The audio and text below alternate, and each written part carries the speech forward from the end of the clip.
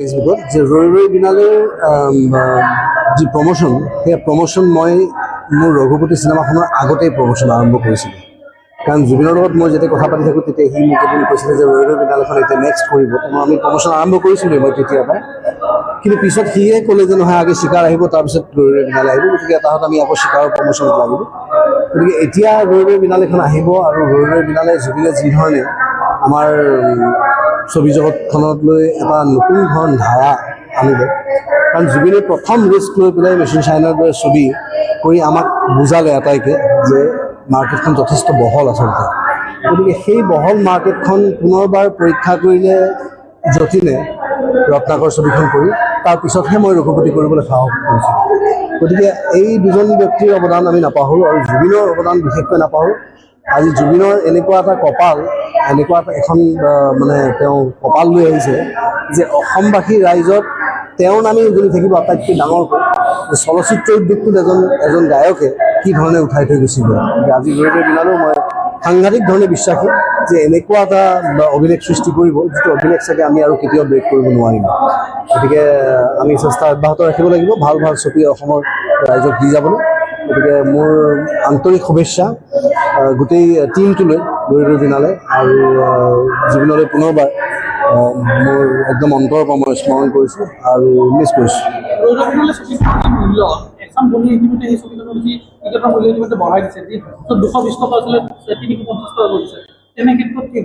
চাওক মই এটা কথা কওঁ, প্ৰকৃতিৰ এটা নিয়ম আছে। যেতিয়া এটা জীৱ শেষ হৈ যায় সেই জীৱটোক শেষ কৰি পেলাই মাটি পানী বতাহৰ লগত বিলীন কৰিবলৈ বিভিন্ন বস্তু জড়িত হৈ যায়। তাত পোক পৰুৱা থাকে, তাত বীজাণু থাকে।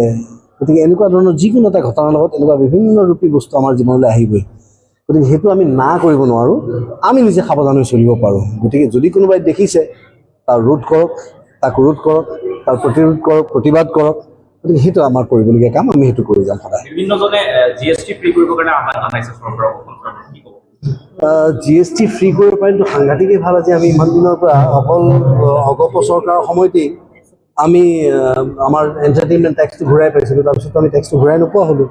গতিকে এতিয়া যদি তেওঁলোকে টেক্স ঘূৰাই দিয়ে বা GSTটো বটাই দিয়ে তেনেকুৱা হ'লেতো আমাৰ অসমীয়া চলচ্চিত্ৰ উদ্যোগটো বহুত আগুৱাই যাব। কিন্তু যিমানেই যি নকৰক কিয় পৃথিৱীত আমাৰ বিপণী ক্ষেত্ৰখন কিন্তু ডাঙৰ কৰিব লাগিব। আমাক চিনেমা হল লাগে ঢেৰ, আৰু চিনেমা হল ঢেৰ লগাত আমি ৰৈ আছোঁ অকল এটা কাৰণেই যে যিখিনি হলৰ মালিকে চিনেমা হল তৈয়াৰ কৰি বহি আছে তেওঁলোকে ডকুমেণ্টছবিলাক গোটাব পৰা নাই। কাৰণ ডকুমেণ্টছখিনি একে জেগাতে নাপায়। আৰু আমি আটাই জানো যে আমি আপুনি আৰু ময়ো, আপোনালোক আৰু ময়ো, আমি আটাই কাগজ নথি পত্ৰত বৰ বেয়া অসমীয়া মানুহ। ক'ত থয় কাগজ বিচাৰি পাওঁতে আমাৰ বহুত সময় লাগে। গতিকে নথি পত্ৰৰ ক্ষেত্ৰত যদি অলপমান সহায় কৰি দিয়ে মই ভাবোঁ যে চলচ্চিত্ৰ উদ্যোগটো বহলি উঠিব। আৰু আমাৰ ইমান পটেঞ্চিয়েল আছে যে আমাৰ আজি ভাৰতবৰ্ষৰ বিভিন্ন চলচ্চিত্ৰ উদ্যোগটোত কাম কৰি থকা ল'ৰা ছোৱালীবোৰ টেকনিকেল মানুহ হওক, এক্টিঙৰ ডিপাৰ্টমেণ্টত হওক, এইবিলাক চব অসমীয়া ল'ৰা ছোৱালী। তেওঁলোক ইয়াৰ পৰা ওলাই গৈছিলে কাৰণ তেওঁলোকে ইয়াত কোনো ধৰণৰ আশা দেখা নাছিলে। নিজৰ জীৱনটো শেষ কৰিব নোৱাৰে, সেইকাৰণে কৰ্মৰত হৈ আছিলে বাহিৰত। গতিকে আজি এনেকুৱা ধৰণৰ প্ৰচেষ্টা চৰকাৰে লয় ভাল লাগিব।